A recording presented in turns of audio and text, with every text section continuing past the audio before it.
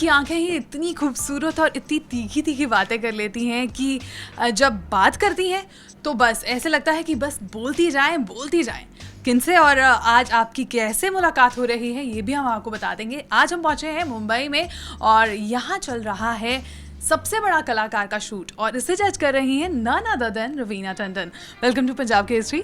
Thank you. And सबसे बड़ा कलाकार कैसे जुड़ना हुआ और छोटे छोटे बच्चों के साथ आप कैसे देख रही हैं इस शो को?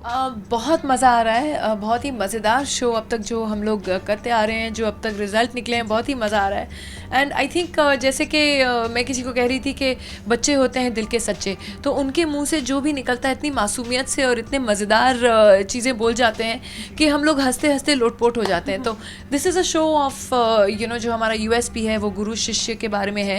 एंड हम लोग ढूंढ रहे हैं एक सबसे बड़ा कलाकार, मतलब जो एक ऑलराउंडर है, जो सिर्फ सिंगिंग या म्यूज़िक या ऐसा नहीं है। It's an all-rounder talent show.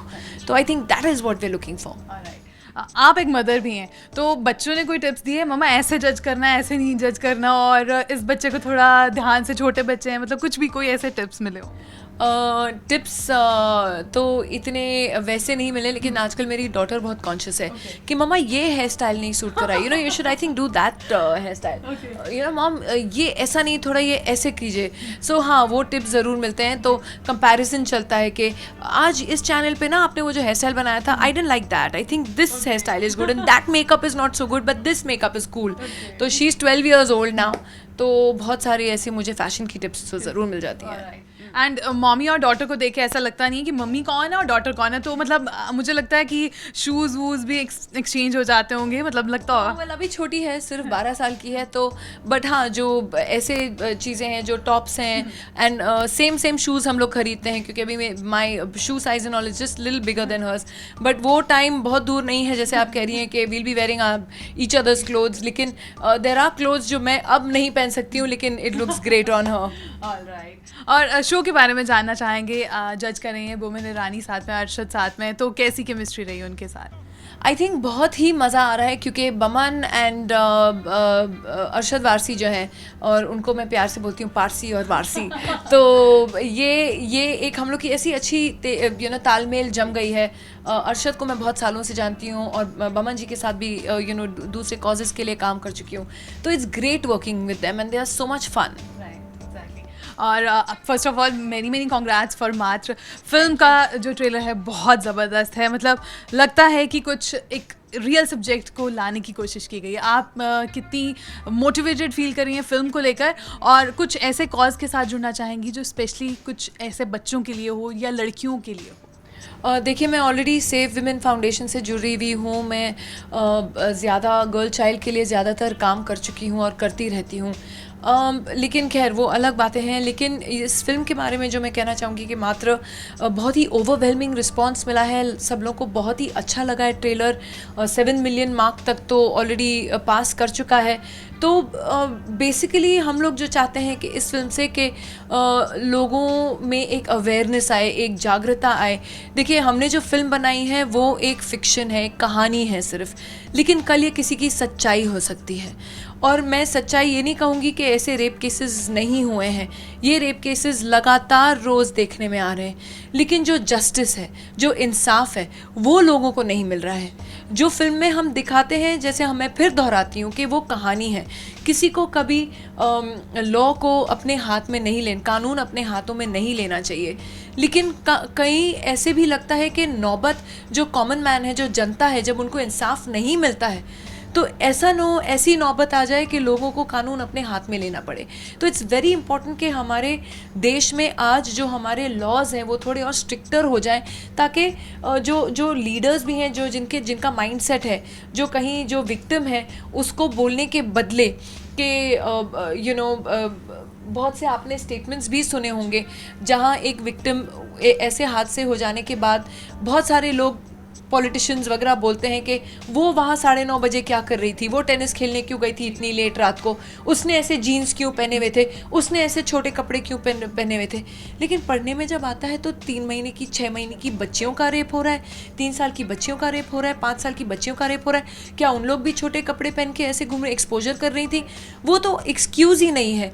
और ये बोलने के बदले कि आप उसको विक्टिम को ब्लेम कर रहे हो, आपको बल्कि शर्मिंदगी होनी चाहिए कि हम अपनी बेटियों और बच्चियों को नहीं हम उनकी रक्षा नहीं कर पाए, लेकिन अब देखेंगे कि आगे से ऐसा ना हो। अगर हमारे लीडर्स ऐसे बोलें तो हमको लगे कि हम सेफ हैंड्स में हैं। अनफॉर्चुनेटली वो माइंडसेट नहीं है, जो वो माइंडसेट बदलने की हम कोशिश कर रहे हैं कि जो कॉमन मैन की फ्रस्ट्रेशन है कि वो कहाँ जाएगा इंसाफ के लिए, तो हमारे लीडर्स को इक्वली रिस्पॉन्सिबिलिटी लेनी चाहिए कि हम देखेंगे कि हमारी बच्चियों के ऊपर ऐसा जुल्म आगे से न हो। समय वो आ गया है। तो आप एक मदर हैं, अपनी बेटी को लेके कितना आपको कभी डर लगता है कि बच्ची सेफ है, स्कूल जा रही है, कहीं आ रही है, लेट हो जाएगी? आजकल ऐसे डेंजरस ज़माना आ गया है कि आप सिर्फ बच्चियों की नहीं, आई फील इवन छोटे लड़के हैं आजकल, जो आप इंसिडेंट्स सुनते हैं बहुत ही भयानक से हैं। तो हाँ, बिल्कुल डर रहता है। मतलब हम अपनी फैमिली, अपने बच्चों के साथ एक कोई फैमिली मेम्बर ज़रूर रहता है, बट देखिए अगर ऐसे हादसे होने हैं तो आप चाहे जितना भी प्रोटेक्ट करो वो नहीं, हमें बदलाव लाना है अपने सोसाइटी में, लोगों की थिंकिंग में। ये नहीं कि हम अपने बच्चों को 10-10 बॉडीगार्ड्स के साथ हर जगह बेच रहे हैं। किस तरीके का जीना है वो फिर, so it's time to change. Film को लेके और लोगों की तरफ से कैसा रिस्पॉन्स मिल रहा है फिल्म के ट्रेलर को लेके, अगर बात करें मात्र की?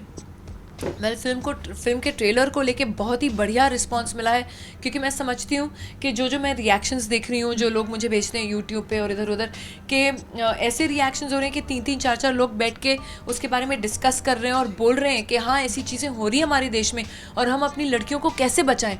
तो ये जो बातचीत शुरू है ये जारी रहनी चाहिए, क्योंकि ये ऐसा नहीं होना चाहिए कि ये एक हादसा हुआ फिर लोगों ने 4 दिन बहुत सारी धूमधाम मची, 5वें दिन सब भूल गए, इट्स बैक टू बिजनेस।